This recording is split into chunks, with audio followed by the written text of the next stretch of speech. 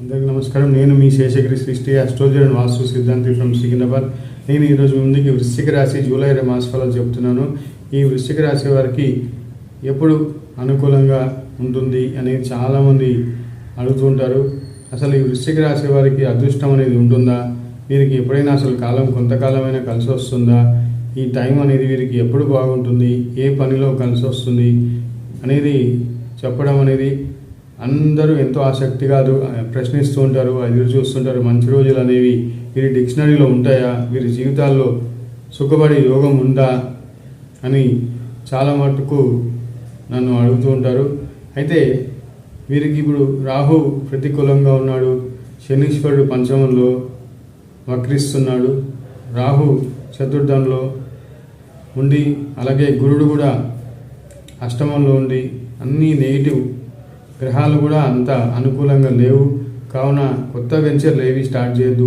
ఉన్న పని ఏదో చేసుకోండి, ఉన్న వ్యాపారాలు ఏదో చూసుకోండి తప్ప కొత్త వాటి జోలికి పోవద్దు. కానీ వీరికి ఏదో చేయాలని తపన, ఏదో సాధించాలని ఏదో తెగ తహతలాడుతూ ఉంటారు ఈ వృశ్చిక రాశి వారు. కానీ కాలం అనుకూలించదు. చేసే ప్రయత్నాల్లో సఫలత రాదు. చేస్తున్న వాటి ముందుకు పోతుంటాయి, వెనక్కి వస్తుంటాయి. 2 అడుగులు ముందుకు, 4 అడుగు వెనక్కి అనే జీవితం ఎదుగు పొదుగు లేకుండా సాగుతూ ఉంటుంది ఈ యొక్క వృశ్చిక రాశి వారి బతుకు నావ. వీరికి ఏ గ్రహం అనుకూలమైతే బాగుంటుంది, ఏ గ్రహం ప్రతికూలంగా అంటే వీరికి ఎక్కువగా రాష్ట్రాధిపతి మరియు షష్టమాధిపతి అయిన కుజుడు బాగా ఉండాలి. ఆ కుజుడికి సంబంధించిన వృత్తులలో అయితే రాణిస్తారు. ఎందుకంటే మీరు వ్యవసాయ అనుబంధ ఉద్యోగాలు, కాంట్రాక్టులు, అలాగే